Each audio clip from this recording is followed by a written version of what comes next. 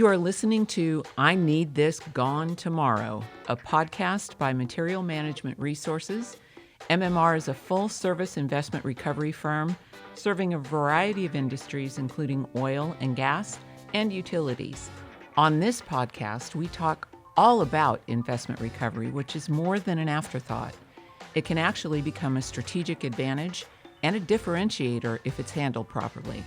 This podcast is about how you and your company can leverage investment recovery in your projects.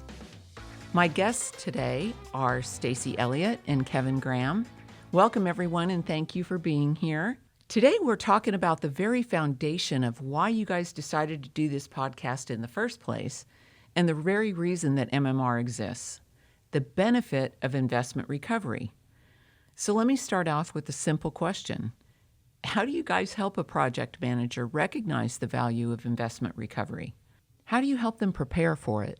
Kandice, when a project manager got his project commissioned, he wants to move on to the next project. He's always got something left over, and we need to identify that, maintain the inventories of it and the papers, the material test reports, that sort of thing, so that we can effectively market it, and it makes it worth a whole lot more, especially if it's sold right at the end of the project. If it ends up getting stuck in a warehouse for 5-10 years, it's not worth near as much as if they go ahead and get rid of it, and then they don't pay to store it. So, Stacey, can we talk about carrying costs? Can you help us understand that? Yeah, carrying costs. So carrying costs are essentially the cost of owning that equipment and for carrying that equipment. So if this widget costs $1,000, well, there's a cost to have it on the shelf, a cost to move it, a cost to maintain that equipment.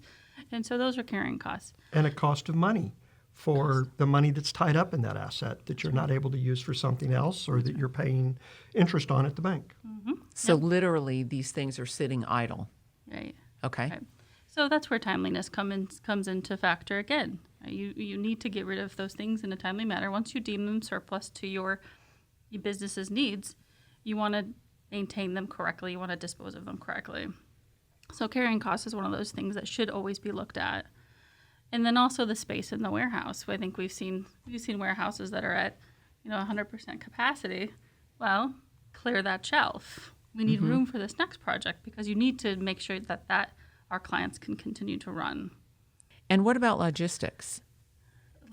Logistics is and I think over the years it's gotten more expensive, hasn't it? The cost to truck something, right, is very expensive. And so a lot of the times when we sell something, I'll give an example. I think we had a client who had a very large motor. And when I say a large motor, I mean the size of a small house. So you can imagine very large truck trucking that down the road. So those costs are $2,000 up to $5,000 to move that piece of equipment. And so that's one of the things we help our clients. We can sell that. We can move it one time instead of twice. You can imagine how you can save money really quickly. Like moving a couch around the living room, but different? Exactly. Like much bigger. Big scale. With cranes and big equipment. Cranes and That's big fun equipment stuff. that weighs a lot, right? I bet you that there are some project managers listening to this podcast right now who got up this morning really wanting to do a good job. And from what I understand in project management, that means two primary things: being timely with their project and staying under budget. Can you give us a few headlines about how investment recovery can help with? Well, we can't necessarily help their timing so much, although we can assist in getting things off-site and out of their way. One of the biggest projects that we see are called turnarounds. Okay. And they go in and they'll take a unit down and change things out, and it might be costing them $100,000 an hour for every hour that unit is down. And so the timeliness really kicks in. We had a project where they came in and they were $300,000 over budget. We sold $700,000 worth of stuff between scrap and used equipment that came out. So now they're, $400,000 under budget.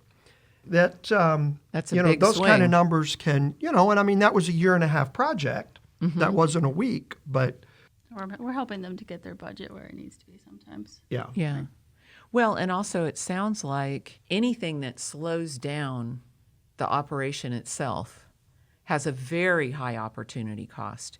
So in investment recovery, I've heard you guys talk about the way that you help a client not have to do things twice or not have to unravel something that went wrong. Can you give us an example of that? Well, like if they're bringing out a tower, Right. have the buyer's truck on site when they come out with the tower. So they're setting it down on the buyer's truck rather than having to set it down over out of the way and then come back and load it again. Right. It's one of the big things, or having pallets there for them to set valves on or motors or pumps when they're taking them out and expedite getting them off site and getting them sold. Right. Okay. And you guys help clients think that through all the time and Yes, ma'am. I think those project managers, they're not always looking at that end, right? And that's what we specialize in. So they're looking at how do I get these valves that I need in the time I need them. But we're looking ahead because we know that sometimes they buy 110% of what they need. And they use about 103% of it. Exactly. Yeah. So you can plan for this. We know this is going to happen. right. So that's where we help. We help Well, them and get then that ball so they've rolling got and thinking. 7% surplus, but then they've got all the valves that came out that they replaced. Right.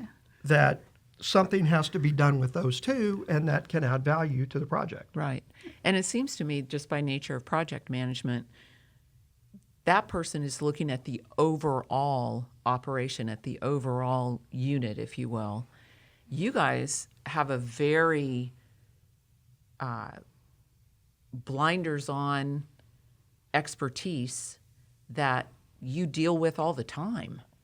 Well, yes, but I hate to use the blinders on because the most important thing that we do is keep a safe project. Okay. So I don't like the blinders analogy. Okay. We've got to keep our eyes wide open for everything going on, Okay. but we are directly focused on helping them get rid of their surplus. Yeah.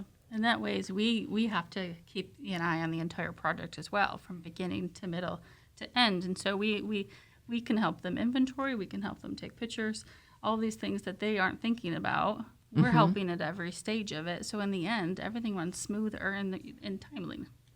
So tell me about, you touched on, there was a lot of passion in your response when it came to keeping a job safe. Yes, ma'am. Tell me a little bit about MMR's approach to that and how it helps a project manager. Safety is always our number one priority. So our priorities are safety, timing, and then recovery. So it doesn't matter what we get for something if somebody gets hurt. We don't directly control the contractors, but we can help get stuff cleared out so, the site is easier to work around and move around and get the stuff back out of the way. Safety and scrap, we're in the scrap business too, right? We're in surplus and scrap. And so scrapping is one of the most dangerous things that you can do out there, actually. Can you explain why? There's so many things that could be done wrong. We could probably do a whole podcast on what not to do when you scrap things, right? So you learn from things, and that's why we've gotten really good at it. But what could happen, right? A hydraulic hose could come free, and then you've got no capability there. Imagine you're throwing big valves, and you're throwing pieces of pipe and heavy stuff into a bin. And most of the time, those bins are 8 feet tall. So there's just so many things that could go wrong. So you just have to be really careful. And obviously, people are not allowed to get in those bins. Right. Let's we call hope that not. dumpster diving. We just don't do that. That's a whole different It's a podcast, whole I'm different thinking. podcast. Okay. I've heard you guys talk about numerous benefits for investment recovery. Can you give me the top three?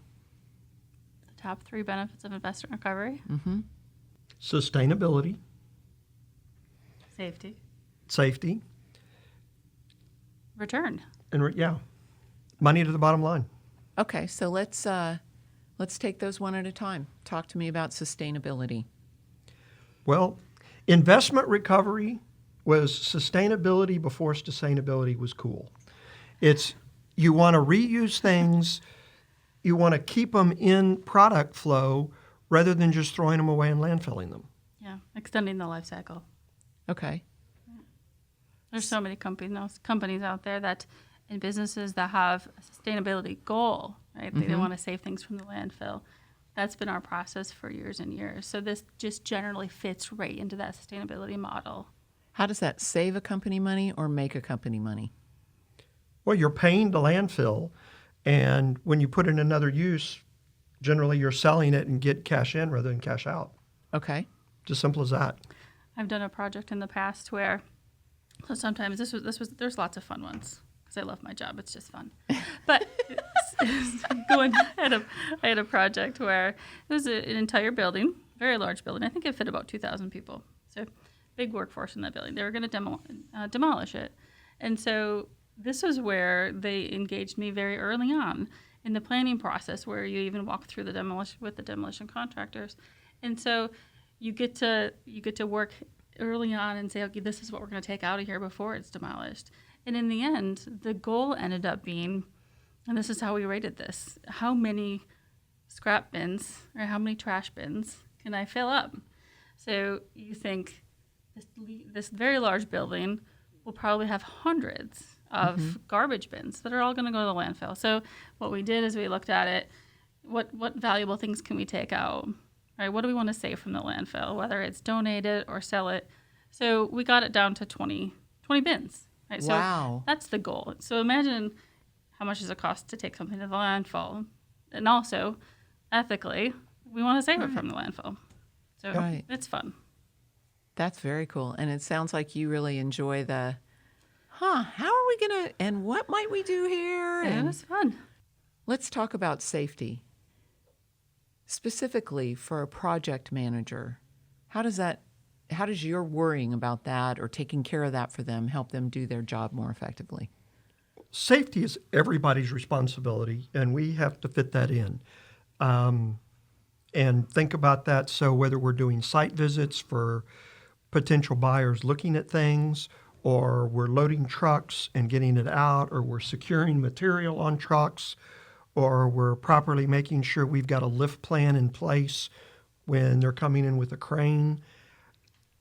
Safety is the lens we look at every single thing we do through. Both for the company, for anybody that you bring on, everybody. Yes. Awesome. One of our expertise levels, I think, is just loading safely. I've seen some things on Beltway 8 that I'd say were not loaded by MMR. Some unsafe loading. It's scary when you're driving down and you see a truck up there, and it's like, and especially if I'm not driving, my wife's driving, it's like, okay, you see that truck up there? We're going to give them room and move. So that might come off. Let's get over and around.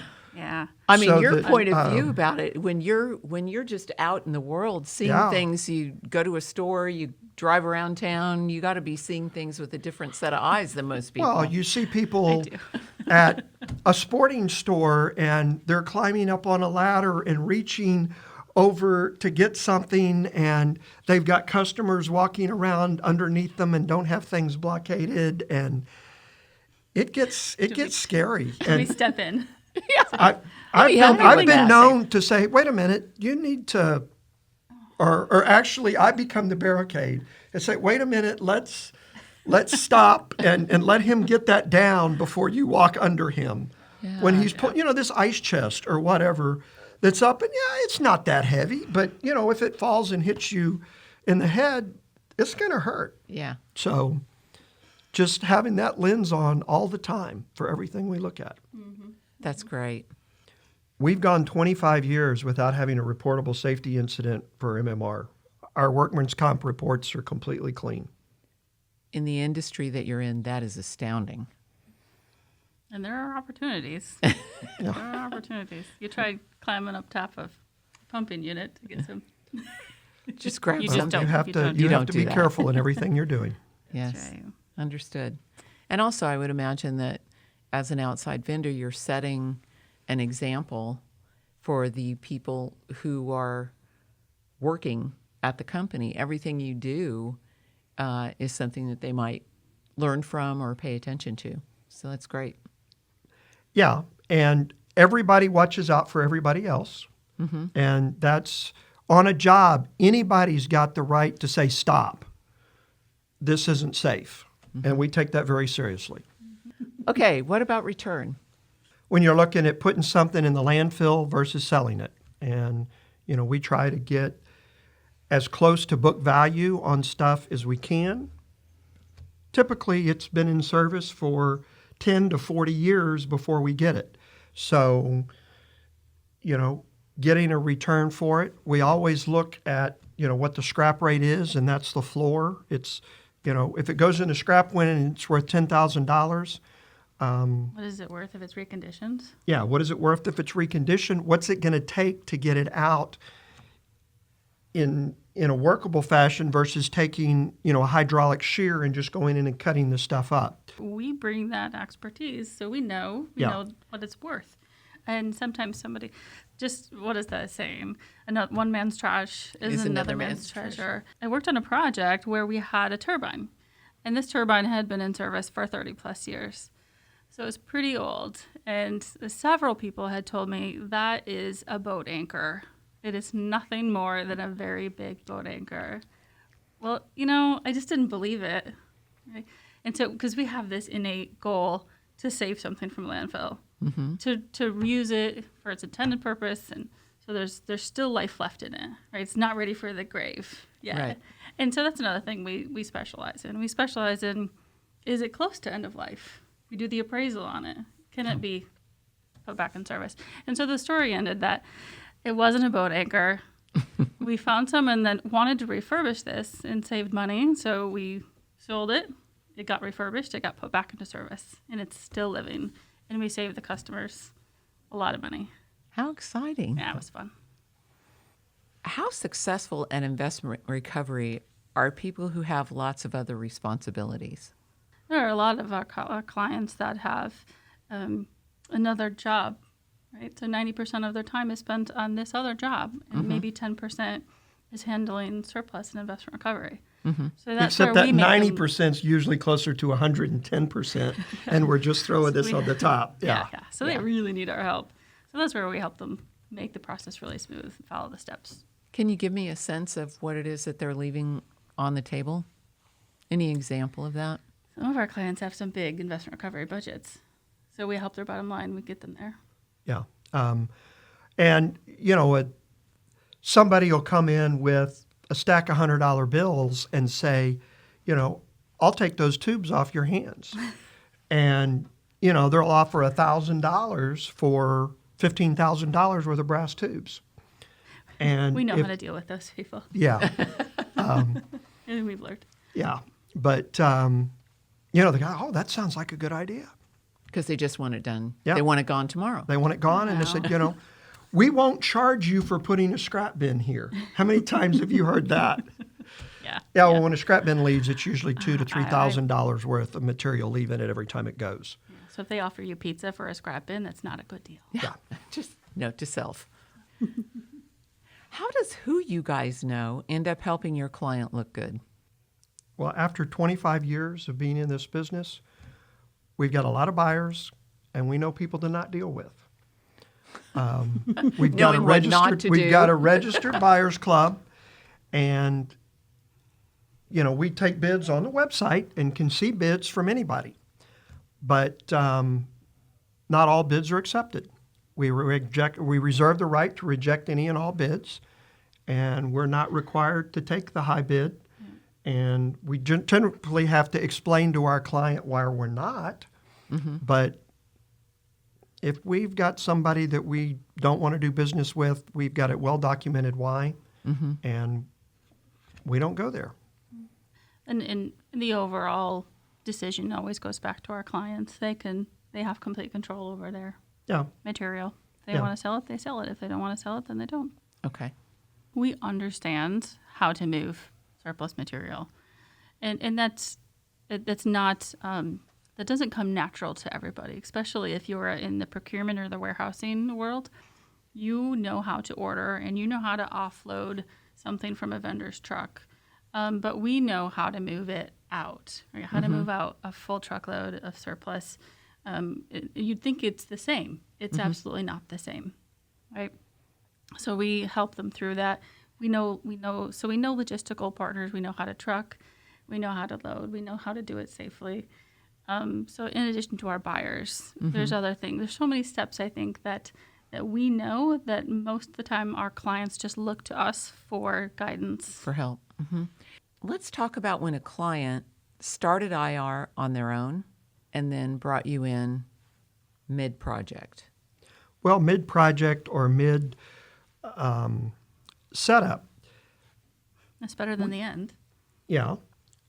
And that can be even they've got an IR up and running or they've been trying to do IR for a while. I mean, everybody's got surplus. They've all gone through things to try to get rid of it. One client had terminated more than 10 people for improperly handling surplus disposals. Expect how not to do it. Yeah. And just not following the controls. And you'd think they'd know not to take $100 bills from the guy with the truck for the tubes, but it looked like a good idea at the time. And so they bring us in almost all cases, it's the client's controls that we're dealing with. We're just helping standardize them, and we're the ones taking care of doing the sale. And so they know to come to us, and we know how to follow the rules. Right. But it's also an audit and a checks and balance system. Well, so someone like us can look at it from the outside and say, maybe let's do it this way. And then we have a couple of CPAs on staff, and we know what audits look like. And one of our goals is to keep the clients out of audit jail. I had a project in Washington, not D.C., Washington State. And I was brought in pretty towards the end. I think saying the middle was probably giving them a little bit too much credit. I think it was the end. And so you come into the end and they say, well, this is what I've got. And it's a pile of stuff. And this is the inventory that I have. Well, the inventory doesn't match the pile of stuff. So this is what we kind of You probably had an inventory of the purchase order of when it all came in to start with. Exactly. So that's why it's really hard. It's so much better to get it at the beginning so I can say, yep, this was actually taken and used and this was installed into operations instead of, you can imagine, right? It's like the grocery deconstructing list. it, right. No. So really it would have been a lot better in that situation. So in that material test requirements, MTRs are not there. These are all things that are really important to maintaining this equipment. And so if you know this early on in the project, then you can fix that knotted up ball yarn. It doesn't get knotted up. Let's just go from beginning to end. And if you involve us, we can help and make life easier. So they ordered this widget, and that widget came with documents XYZ. If they don't know where those are at, that makes it a little bit harder. You're going to get a return that's much smaller than what it could have been. And so that's the reason why you engage us early. But the result of that project in Washington was we cleaned up their yard. They did get some money returned. In the end, they could have got more if they would have maintained an inventory or helped us or let us help them maintain that inventory. So it was cleaned up, and the operation could keep running, and they can get that space back. So all too often, it's more about, hey, before the next turnaround, I need this area clean. I need a lay down area clean again. So sometimes it's always in a hurry too. Yeah. Well, because instead of getting us right when the first turnaround's over, they wait until stuff is coming in for the next turnaround to decide they need the space. So, it can be 18 to 36 months between turnarounds. And, if we get the stuff in month 2 and 3 instead of month 33 and 34, the stuff's worth a lot more, but you've got a little more time to move, and you're not on the time crunch of, if we don't like the bids, we can hold it and go out again versus we got to take whatever we get because it's got to be out of here by next week. Okay. Yep. Because they want it gone tomorrow. I was going to try to add that in too. Oh, sorry. Well, go ahead. It can be more than once. Approvals and endorsements are pivotal to the success or failure for investment recovery in any project. The process for a project manager to get the permissions they need, can you give me an example of what that process would be? our process could have approvals at each stage. A very early approval to use services. It could have, I think we joke that you could have, dozens of approvals depending on the value of the equipment. If it was a project material, if it was a turnaround material, if it's operations material. So our process recognizes each of those different scenarios. Mm-hmm. And so it helps them get through this approval is needed at this time. It's understanding, again, the controls at the various clients. Yeah, I had a warehouse once that it was a research and development facility had finished their research and development. And so at the end of that, they brought me all this fun stuff. And I say fun because one of it looked like a horse treadmill. It was the weirdest looking thing. And so, and some other, research and development can get some interesting stuff, even a snow machine. So you have to test the material. So they brought this horse treadmill in for lack of what it was. And it sat in my warehouse for a long time because we couldn't get approvals. And so that's one of the things I think we walk our clients through that because all too often people just want to hoard the things. And maybe I might need that someday. I might need that horse treadmill someday. So I think it sat there for a couple of years and then finally we got right off. But it's because, there's $100,000 on the books for that piece of material or that piece of equipment. And so we help. We know we've done this enough where we know the problems that they're facing. Yeah. Well, it sounds like you work hard to understand each individual company's approval process and what needs to happen, and you kind of help a project manager stay ahead of that and anticipate. Yes, we do. Anytime we take on a new client, the first things we have to figure out are what they've got and what does it take to get approval to sell it. Mm-hmm. What's their current process? And, is there a current process? Is there a current process? Right. Normally they look to us for guidance on that. Yeah. How does it Yeah. work well with our Yeah. other clients? Good. And then you help them keep ahead of when it has to be done so that there is no work slowdown. Right. Either take the forms they've got and use those or Right. modify them somewhat, get their auditors to approve them up front. Right. That this has got the acceptable information, so when we're looking at this sale 3 years down the road, yes, you've got all the boxes checked and all the signatures you need to legitimately have sold it. To get it done.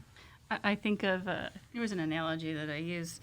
I think it was in Six Sigma training or Lean Six Sigma training, and the analogy was if you're looking from the outside, so there's a whirlwind, and there's people that are caught up in that whirlwind, whether it's the project manager, all of the folks that are dealing with that.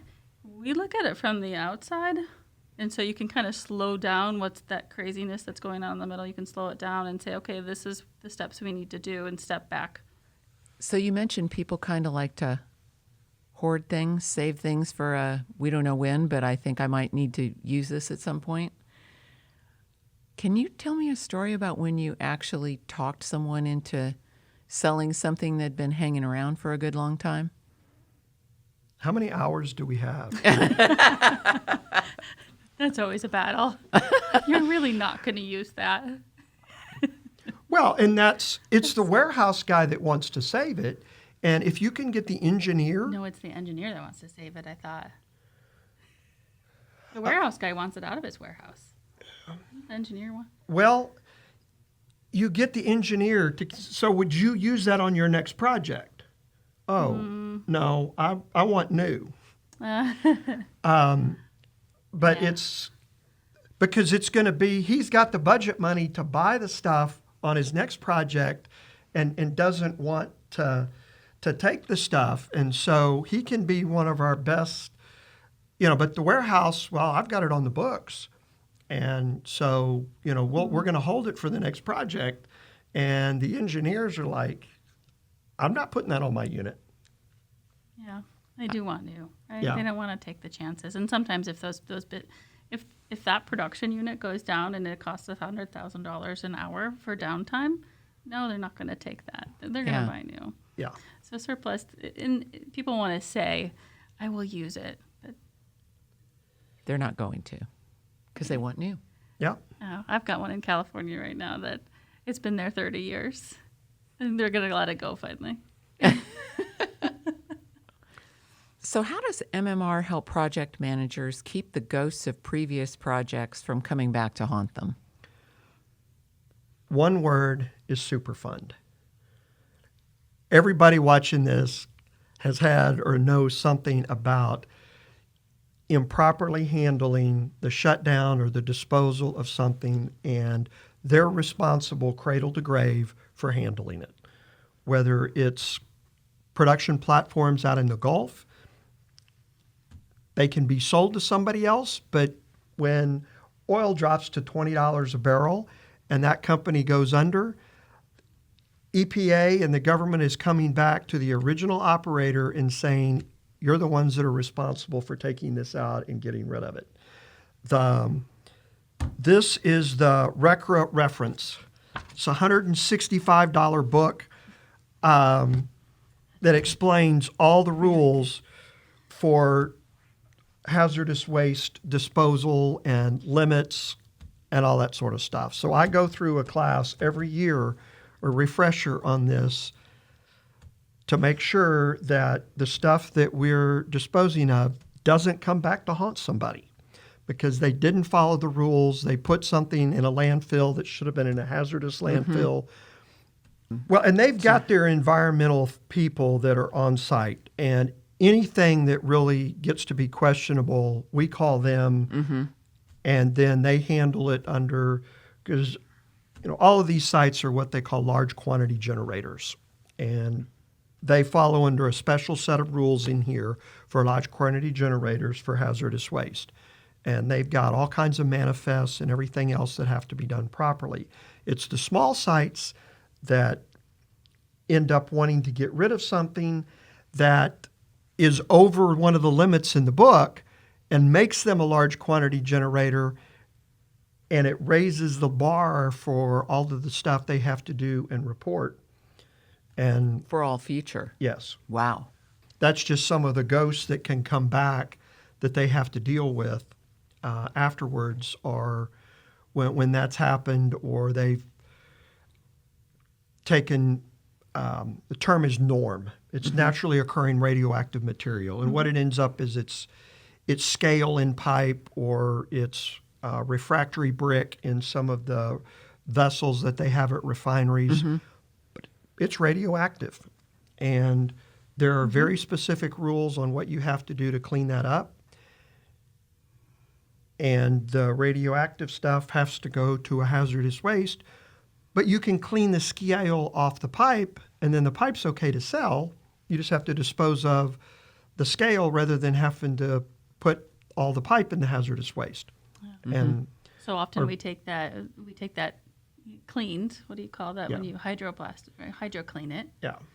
We take that pipe and we sell it and we keep it in. Same it's thing got with a second asbestos. life. A lot of pipelines are coming out that are 40 years plus, and they've got asbestos tar and coat wrap on them that have been buried for 40 years. And asbestos is a great insulator, and was used in Navy ships and everything else, but it causes respiratory problems. And so as it comes out, they didn't make them go back. So buildings have had to go back and clean out the asbestos because you've got people in them. Buried pipelines, we're still seeing those come out with asbestos on them. So anytime a pipeline's coming out of the ground, we say, okay, we need to get that tested and make sure that it's not asbestos, or if it is, it goes to an approved site to clean the material off and handle it properly. Let me see if I can summarize what we've been talking about today. Number 1, plan for surplus. Everybody has it. Not everybody knows what to do with it. Number 2, maintain material documents and inventories. Number 3, identify assets as surplus to the operation's needs, and do that in a timely manner. Number 4, obtaining management approvals will ensure a timely return. Wow, Candice, you really paid attention. Thank you. Okay, I would like to thank our guests today, Stacey and Kevin. Thank you for being here. To learn more about material management resources and how we can help you responsibly handle surplus materials, visit us online at materialmg.com.